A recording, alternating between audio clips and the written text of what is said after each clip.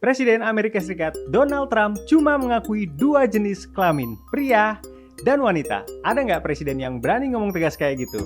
Jadi, banyak banget kebijakan-kebijakan di Amerika yang langsung diubah sama Trump setelah dilantik jadi presiden. Apa dampaknya buat Indonesia? Oke guys, di video kali ini kita akan membahas tentang deretan kebijakan yang bikin geger Amerika di bawah komando Presiden Donald Trump. Setelah dilantik jadi presiden, Trump langsung deklarasi bahwa Amerika keluar dari Organisasi Kesehatan Dunia atau yang biasa kita sebut WHO. Wow, apa dampaknya?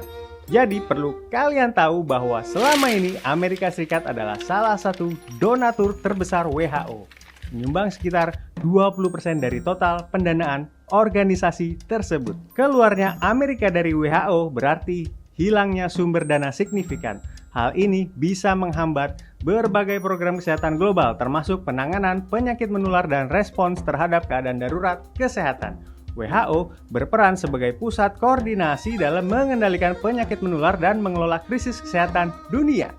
Tanpa dukungan dan partisipasi aktif dari Amerika, efektivitas WHO dalam merespon wabah penyakit dapat berkurang, meningkatkan risiko penyebaran penyakit secara global. Wah, ngeri juga ya. Dampaknya bagi Amerika juga lumayan loh. Negeri Paman Sam itu akan kehilangan pengaruh penting dalam kebijakan kesehatan global. Ini justru menguntungkan Cina.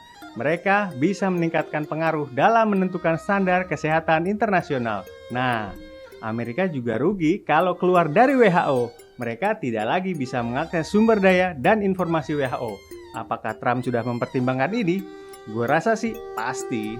Misal, data terbaru tentang strain influenza untuk mengembangkan vaksin. Amerika berisiko mengalami peningkatan wabah penyakit.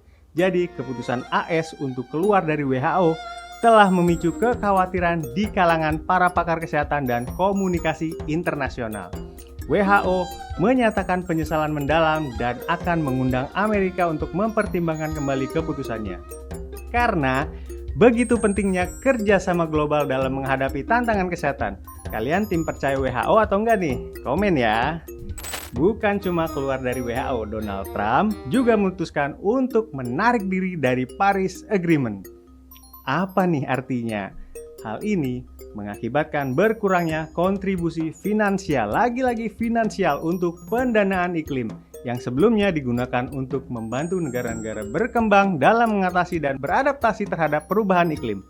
Keluarnya Amerika dari Paris Agreement juga dapat memperlambat implementasi proyek-proyek energi bersih dan adaptasi iklim di berbagai negara berkembang. Langkah kontroversial Trump ini juga bisa melemahkan posisi Amerika dalam diplomasi internasional terkait perubahan iklim.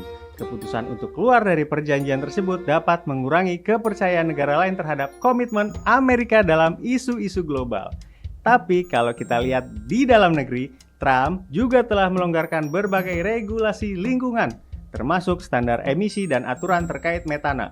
Waduh, kayaknya Trump nggak peduli ya sama isu perubahan iklim.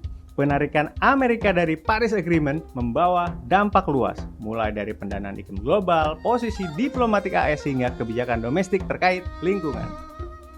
Nah, berikutnya ini yang paling seru, bahwa Trump hanya mengakui dua gender di Amerika, yakni laki-laki dan perempuan. Kebijakan ini menghapus pengakuan terhadap identitas gender non-biner dan transgender dalam dokumen resmi seperti paspor dan kartu identitas. Apa dampak dari kebijakan ini? Penghapusan opsi gender X pada paspor dan dokumen identitas lainnya membatasi kemampuan individu non-biner untuk diakui sesuai identitas mereka. Selain itu, perintah eksekutif ini menginstruksikan lembaga federal untuk menempatkan narapidana berdasarkan jenis kelamin biologis mereka yang dapat meningkatkan risiko kekerasan terhadap individu transgender di penjara. Organisasi hak asasi manusia dan advokasi LGBTQ+ mengecam kebijakan ini. Mereka menilai kebijakan ini mengabaikan identitas dan hak individu transgender dan non-biner. Kebijakan ini juga dianggap dapat meningkatkan diskriminasi dan kekerasan terhadap komunitas tersebut. Bahkan setelah pengumuman kebijakan ini, hotline krisis untuk pemuda LGBTQ+ melaporkan peningkatan signifikan dalam jumlah panggilan. Banyak pemuda yang mengungkapkan curhat khawatir tentang masa depan mereka dan potensi peningkatan diskriminasi. Kebijakan ini juga memiliki konsekuensi hukum yang ruwet guys, karena bertentangan dengan keputusan Mahkamah Agung dalam kasus Bostock 5 Clayton County yang menyatakan bahwa diskriminasi berdasarkan orientasi seksual atau identitas gender melanggar Titel 7 dari Civil Rights Act. Selain itu, kebijakan ini dapat mempengaruhi akses individu transgender dan non-biner terhadap layanan kesehatan, pekerjaan, dan perlindungan hukum lainnya. Nah, kalian tahu nggak? Setelah dilantik menjadi Presiden Amerika, Trump sudah membatalkan hampir 80 kebijakan yang dibuat oleh pendahulunya Joe Biden. Beda banget ya sama di Indonesia yang jargonnya melanjutkan. Apa aja coba? Trump menghentikan pendanaan federal sebesar lebih dari 300 miliar dolar yang dialokasikan untuk inisiatif infrastruktur hijau.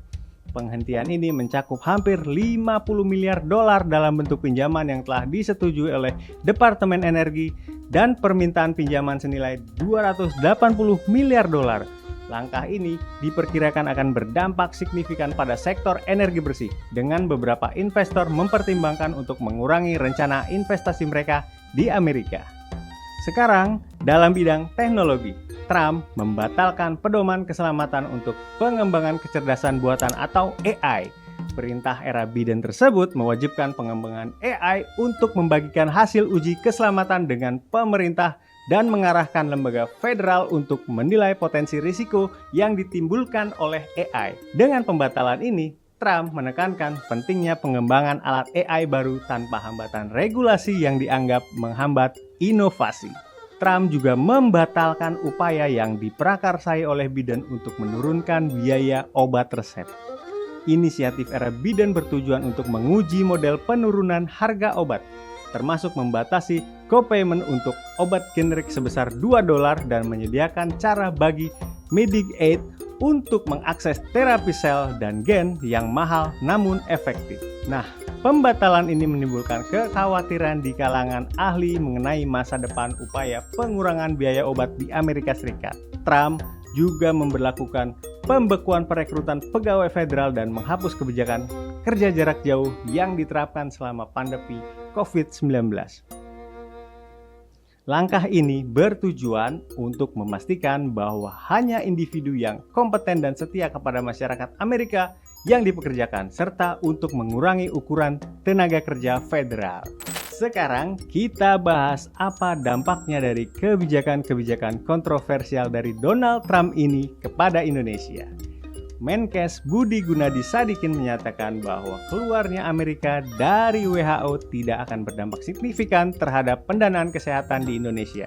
Hal ini disebabkan oleh minimnya ketergantungan Indonesia pada dana dari WHO. Namun, Menkes Budi mengakui bahwa WHO akan merasakan dampak dari penarikan kebijakan Amerika tersebut. Tapi, meskipun dampak langsung terhadap Indonesia dianggap minimal, berkurangnya pendanaan WHO dapat memperlambat respons terhadap wabah penyakit di berbagai negara, yang pada akhirnya dapat meningkatkan risiko penyebaran penyakit termasuk ke Indonesia.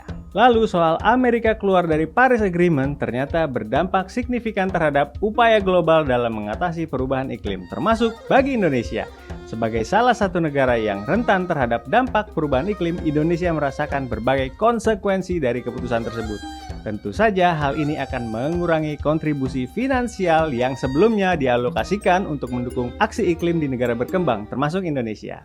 Duit bos, duit Amerika masih dibutuhkan oleh dunia. Salah satu contohnya adalah potensi terhambatnya pendanaan melalui skema Just Energy Transition Partnership, di mana AS berperan sebagai salah satu donatur utama. Dengan keluarnya AS, Indonesia mungkin kehilangan sumber pendanaan penting untuk proyek-proyek transisi energi. Bahkan, keputusan ini juga bisa mempengaruhi upaya transisi energi di Indonesia. Indonesia telah berkomitmen untuk menurunkan emisi gas rumah kaca sebesar 31,89%